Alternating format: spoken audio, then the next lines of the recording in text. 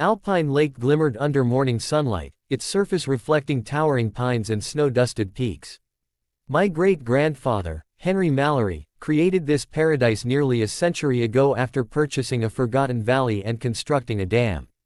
Our family's name has remained tied to the water ever since. Though several developers later carved gated neighborhoods around it, Mallory Estate retained full legal ownership of every drop. Few remembered that fact, including the local homeowners association. That oversight became critical last summer when my Uncle Ray docked his vintage Chris Craft cruiser, a stunning mahogany beast polished until it gleamed like liquid amber. 2 days later, I discovered neon spray paint screaming, "Boat trash," across the hull. A hot pink envelope fluttered beneath the windshield wiper. Greater than, violation notice, unauthorized vessel. Fine, $500. Remove immediately. At first, I thought somebody pulled a cruel prank. Then I noticed the signature, Delilah Pemberton, HOA President and self-appointed Empress of Alpine Ridge Estates. Delilah operated like a benevolent tyrant, complete with pastel cardigans, pearl earrings, and a permanent expression suggesting everybody disappointed her. Rules emerged weekly under her watch: fence shades restricted to eggshell beige, patio umbrellas banned if considered, aesthetic disruptions, and beach toys outlawed if exceeding acceptable whimsical dimensions. Unsurprisingly, we'd clashed before. I marched into the HOA office, clutching the violation notice. Delilah barely looked up from her gold-trimmed iPad. "If this is about that cruiser," she said smoothly, Section 4B, Subsection 9 clearly forbids vessels exceeding 18 feet. Large crafts generate unsightly ripples, disturbing residents' property values. I stared at her. Ripples. It's a lake, Delilah. Her perfect smile didn't falter. Some homeowners appreciate serenity, Nathan. Perhaps your family enjoys chaos instead. I leaned forward, lowering my voice. Spray painting insults on private property crosses into vandalism. Her manicured fingers tapped the desk rhythmically. Prove it. That was my breaking point. That night, I searched our archives, thick, dust-covered boxes crammed into the attic of our old cedar lodge. Inside lay a leather-bound portfolio stamped, Mallory Holdings. There it was, a deed confirming exclusive ownership of Alpine Lake, surrounding shoreline, subsurface rights, and all access points. Translation: Delilah possessed zero authority over docks, marinas, launches, or vessels. Yet I'd overheard neighbors complaining about paying ridiculous penalties, wake disturbance surcharges, kayak dimension violations, unsightly float levies. She'd been extorting residents for years under false pretenses. Something in me snapped. I planned a boat bash for the following Saturday. Invitations circulated quietly among friends, cousins, and every disgruntled boater Delilah had ever harassed. By noon, my dock resembled a floating festival, speedboats roaring, pontoons tied side by side, jet skis carving white foam, grills smoking, music thumping.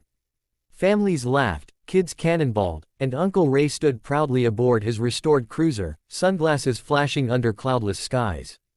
At exactly 1:17 p.m., Delilah arrived, pastel hurricane in motion, striding across planks like she owned the place. "Nathan Mallory," she shrieked, pointing a trembling finger.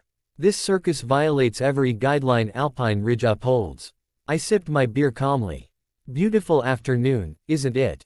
She brandished a clipboard. "Every one of these vessels exceeds permitted dimensions. Fines will be issued immediately." I smiled slowly and pulled a laminated document from my cooler, the original deed, framed for dramatic effect. "Actually," I said, handing it over, "this lake belongs entirely to Mallory Estate. Alpine Ridge has no jurisdiction here." Delilah froze. Murmurs rippled through nearby boaters. Uncle Ray leaned over, smirking. "And about that vandalism incident, cameras caught you red-handed with orange spray paint. I'd say an apology's overdue." Delilah's cheeks flushed crimson. "Lies," she hissed. "Oh, I'll share the footage at the next community meeting," I replied casually. I expected humiliation would cool her temper. I underestimated her stubbornness. The following morning, orange warning stickers plastered every dock, boat, and paddleboard within Mallory Cove. New HOA notices appeared overnight. Greater than, effective immediately, launching watercraft from Mallory-owned property prohibited.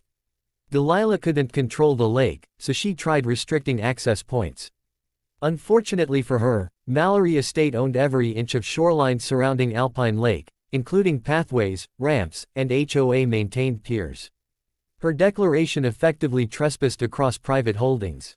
I called our attorney, Victor Chen, a man whose calm voice hid a terrifying legal mind. After reviewing documents, he grinned. "She overstepped," Victor said. "We're countersuing for unauthorized usage fees and back penalties." Within 48 hours, bold signs sprouted across every dock. "Greater than private property, unauthorized entry subject to daily fines." Residents awoke panicked when their fishing spots and swimming ladders suddenly required Mallory-issued permits. Angry calls flooded HOA headquarters. Delilah's empire trembled, and I hadn't even fired my biggest shot yet. Part 2, The Reckoning. By mid-July, Alpine Ridge transformed into chaos. Without approved permits, homeowners couldn't legally access beaches or tether boats. HOA newsletters doubled, filled with desperate reassurances blaming technical disputes, while avoiding my name entirely. Behind closed doors, however, Delilah panicked. Victor filed a formal trespass complaint against the HOA, demanding retroactive compensation for decades of unauthorized structures, fishing piers, community boat ramps, even decorative fountains spilling into Mallory waters. Penalty calculations reached six figures before attorneys even touched punitive damages. Delilah called an emergency meeting. I attended uninvited, armed with printed aerial maps, financial records, and 3 decades worth of HOA violation letters. Residents packed the clubhouse, restless murmurs buzzing louder than ceiling fans. Delilah attempted control, voice sugary sweet. "We value harmony within Alpine Ridge." Certain disagreements about jurisdiction. I interrupted, projecting my voice deliberately. "There's no disagreement.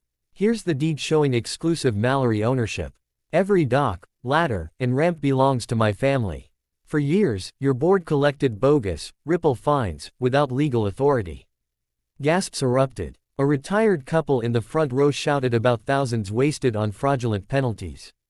A young father waved his phone, yelling, "I paid $2,000 last summer for wake violations."